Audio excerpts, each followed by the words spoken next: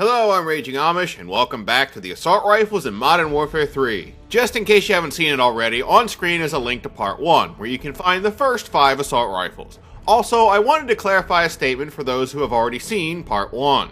I said the SCAR has a faster fire rate than the M4. I meant to say the fire rate was lower. I got my wires crossed, that's a mistake on my part. With that said, let's get into the Assault Rifles Part 2. Welcome back to the Amish Warfare. G36C. As a reviewer, I really shouldn't play favorites, but I'm just gonna say it. I love the G36.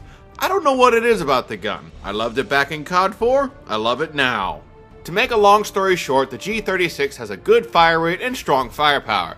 The trade-off is a ridiculous amount of vertical kick and irons that resemble a horse with its tail raised. You need the kick proficiency to get by, and arguably a red dot sight to replace the irons.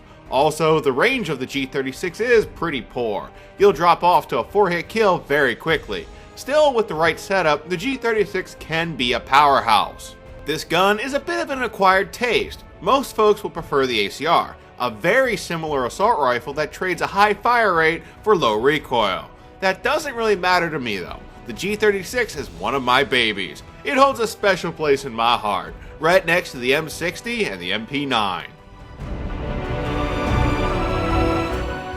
ACR. Of the 10 assault rifles, the ACR is the laser beam in the bunch. Modern Warfare 3 has a lot of accurate weapons, but nothing, and I mean nothing, matches the ACR.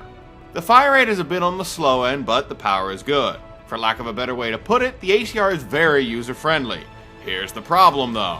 For many COD fans, the ACR is a bit too user-friendly. I have heard folks call the gun overpowered. To be honest, I understand where the feeling comes from, but the ACR really has never bothered me that much. Honestly, I like the gun. I think it's fun to play with, but is kept in check by the slower fire rate. I don't think you should feel any shame for using a fun assault rifle.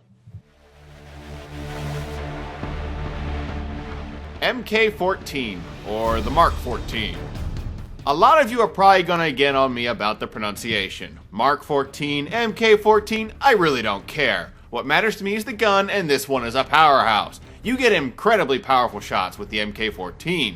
You do 75 damage with each bullet up close. If you hit the head, you can pull off a one-shot kill. That is amazing. This power does come at a price though. The Mark 14 is the only semi-automatic assault rifle in the game. With each pull of the trigger, you fire one shot. This can be a blessing or a curse depending on your trigger finger. I enjoy playing with the Mark 14, but I'll admit the gun isn't for everybody. The semi-automatic fire mode can be a deal breaker. Still, you should at least try the gun out. The playstyle is different enough that it may be something that you'll love. AK-47. Remember when I said the M4 is a staple to Call of Duty and needs to be here? Add the AK-47 to that list.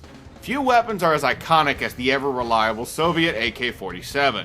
On paper, the AK is actually very similar to the CM901, but with a few key upgrades. You get a faster fire rate, less recoil, and the longest 3-hit kill range of any automatic assault rifle. That sounds great, right? Surely that means the CM901 is obsolete. Well, no. As is tradition, the AK-47 has a lot of visual recoil. The gun hops up and down between each shot. The amount of recoil on the AK is actually quite low, but the gun moves enough to throw off human aim. This can be a deal breaker for many. Basically, you have to be on target when you start shooting. If you miss, the enemy will laugh and mow you down. The learning curve can be a bit high when using this gun, but it's still worth learning. The power and range of this rifle cannot be taken for granted. FAD. Hey, would you look at that? It's one of my favorites. I already covered the FAD, so I'll try to keep this straight and to the point. When compared to its brethren, the FAD plays much more like an SMG than an assault rifle. The fire rate is high, but the bullet power is weak. In a way, the FAD is the only SMG that can equip the heartbeat sensor, master key, and the grenade launcher. For the Modern Warfare vets out there, think back to the F2000. Basically, the FAD is the F2000, but with less kick and a bigger magazine. I love getting nostalgic, so as you can imagine, I love the FAD. With the last assault rifle covered, that concludes this episode of the Amish Warfare. I'm going to close the video the same way that I opened it. I recognize that the assault rifles are diverse and that covering them all in 2 videos really isn't doing the weapon class justice. Each assault rifle is unique, and I do plan to review them individually. Still, I also like to look at how they compare to each other. Hopefully, with this video, you'll have a better understanding of what each gun's role is, be it power, accuracy, or complete crappiness. With that said, I hope you'll join me in the next Amish Warfare, where I'll be covering the machine pistols in Modern Warfare 3. Until then, this is Raging Amish, checking out.